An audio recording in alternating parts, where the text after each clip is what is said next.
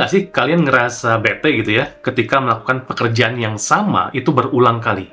Misalnya, backup data dari laptop ke flash disk itu dilakukan setiap minggu misalkan. Atau ngirim email pengingat ke dosen yang dilakukan setiap awal pekan. Biasanya awal-awal tuh rajin banget.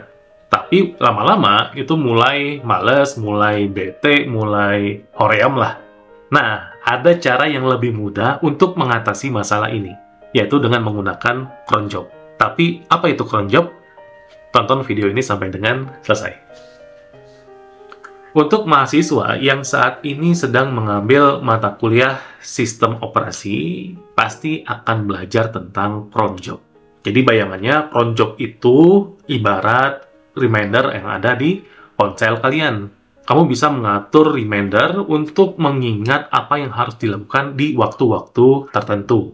Begitupun dengan cron job. Dengan cron job ini, kalian bisa mengatur laptop atau komputer kalian, bahkan server yang kalian pegang, untuk menjalankan tugas-tugas tertentu secara otomatis. Jadi ketika teman-teman menentukan waktunya kapan, maka cron job ini akan berjalan secara otomatis di waktu tersebut. Simple kan? Terus gimana cara kerja cron job ini, Pak? Cron job itu dia bekerja dengan membaca sebuah file konfigurasi yang namanya cron tab. Nah, di dalam file ini kamu diwajibkan untuk menulis perintah-perintah yang kamu ingin jalankan dan kapan perintah itu harus dieksekusi. Emang ada formatnya, Pak? Ya, tentu ada. Formatnya sangat simple dan sederhana banget. Jadi kamu akan menulis 5 angka atau tanda asterik, tanda bintang, yang masing-masing angka itu akan mewakili artinya tersendiri. Contohnya seperti ini.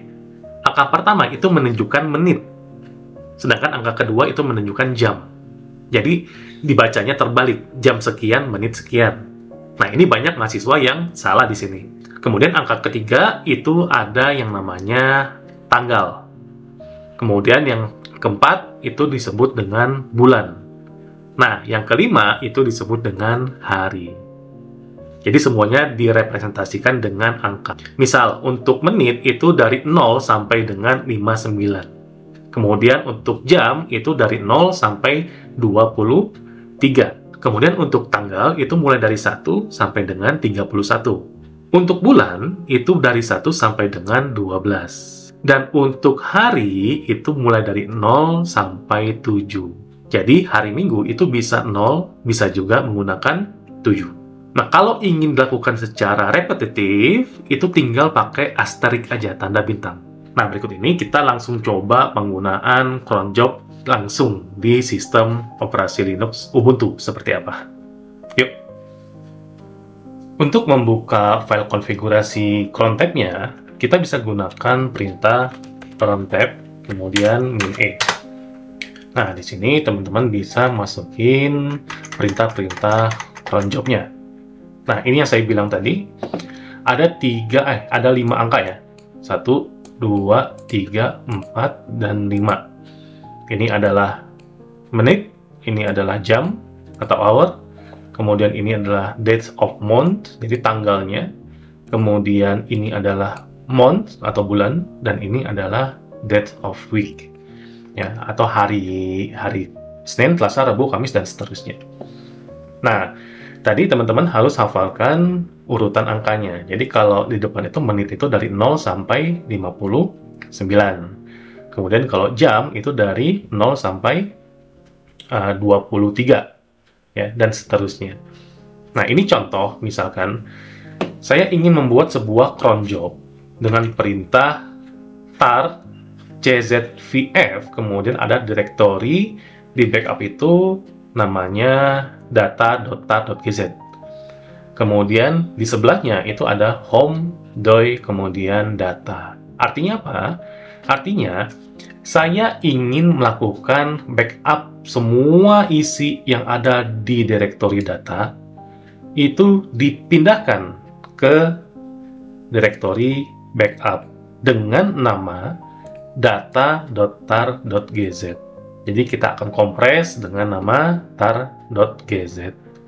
Nah, kapan dilakukan cron job ini? Cron job ini dilakukan pada jam 11.00 10 menit.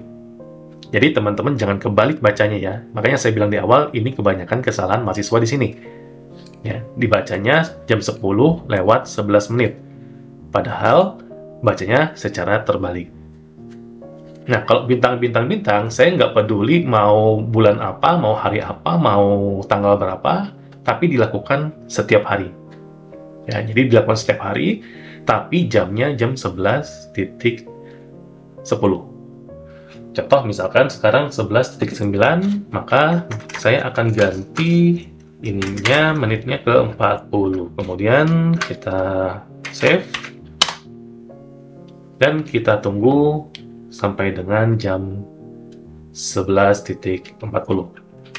Oke, sekarang sudah jam 11 lewat 40 menit. Sekarang kita coba cek ls-al.